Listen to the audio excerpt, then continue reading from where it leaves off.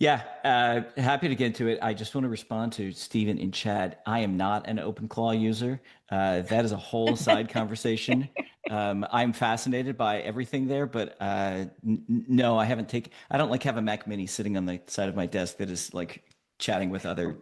Anyway, um, so there is this.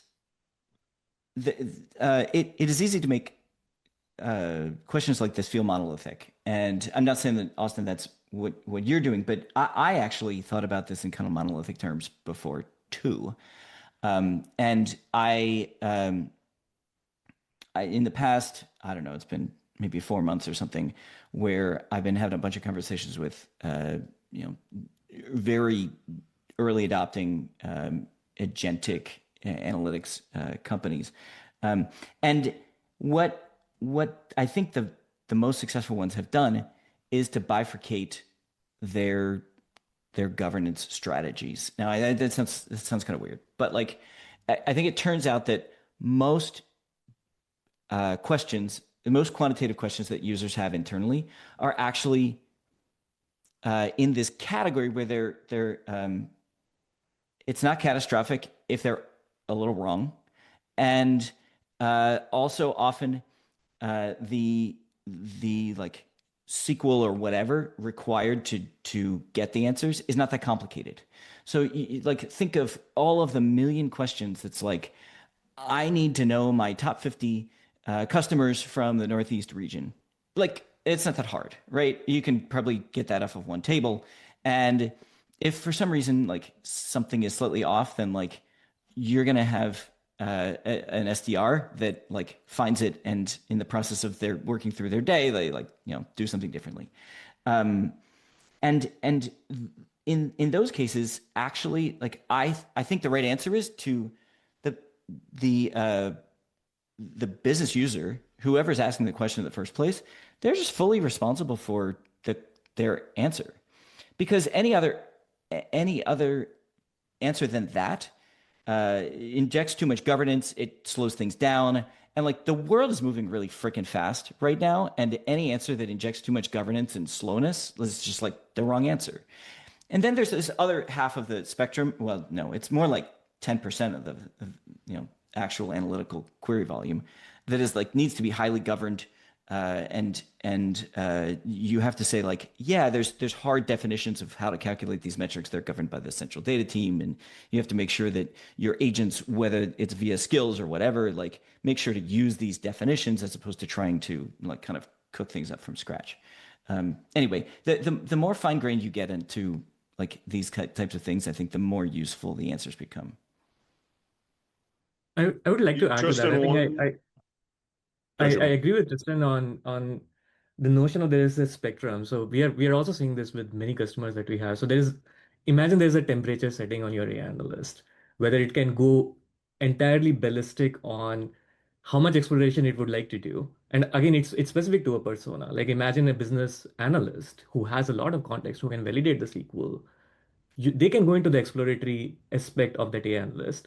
But if there is a CEO or somebody from the leadership who needs to take a decision, a very critical decision, you actually need a very specific governed layer.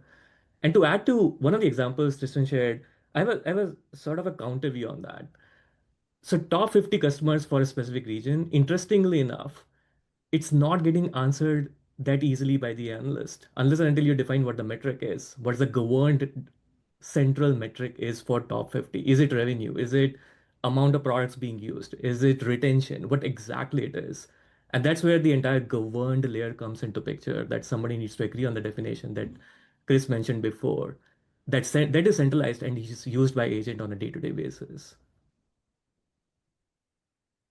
Austin, do you want us raising our hands politely or just chiming in? Go ahead. I want to.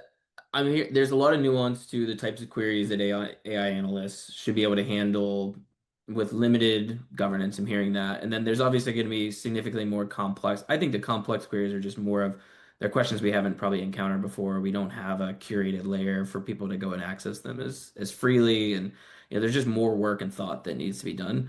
I do want to blend this into, and Cindy, maybe you can start with this. Like, okay, so there's still a lot of most organizations have just teams and teams of analysts. So like their role in this, if I were to picture, yes, there's nuance, of course. Should I, as an analyst, be spending more time perfecting my agent? Should I still focus on getting the right answer for the business, no matter how I do it? Like, what happens to the human data analyst right now? Yeah, yeah. And so I was gonna challenge Shabam, like, okay, if you can't answer who are the top customers in this region, I'm sorry, like you are so far behind, that is unacceptable.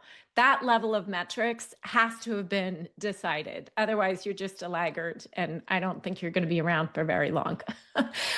So that's where I was reacting. Tristan's point about bifurcating, I think, is very, very valid.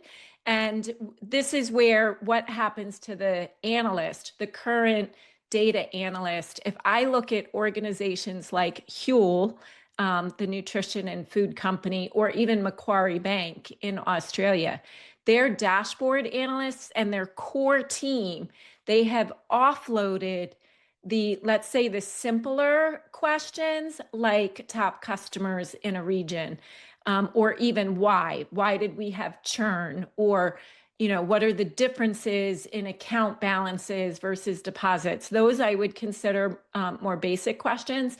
The data teams, the hardcore data analyst, their jobs have been elevated. In fact, Macquarie Bank has shared publicly that now they have gotten rid of dashboard developers and retrained them as Gen AI application builders. So they're working on higher level questions and more sophisticated problems. Huel, it's also about bringing in new data sources like the semi-structured dark data that historically we really haven't been able to unlock. So I think the ones that do this right, the data teams, are working on much harder problems and higher value use cases because they've done that bifurcation that Tristan described. I would like to respond to the statement around top 10 because it's a very Yeah. interesting problem, Cindy. And I'm not saying it is an easy or a hard problem. It's an interesting problem, depending on the context you are in. For example, if a product manager asks, "Who are my top 10 customers?" the expectation is generally by the usage because they want to take a product decision. If somebody from finance asks, "Who are my top 10 customers?" they would potentially be looking at revenue because they would want to do the financial modeling with respect to that. So that's why I think the problem is not the easiness or the difficulty of the question. It's about the context. And the context Yes. actually applies at very different layers. From user Yeah. context to organizational context, both become important there. Yes. Agree. But Barry, I know you. I get that context from the semantic layer when it's done right.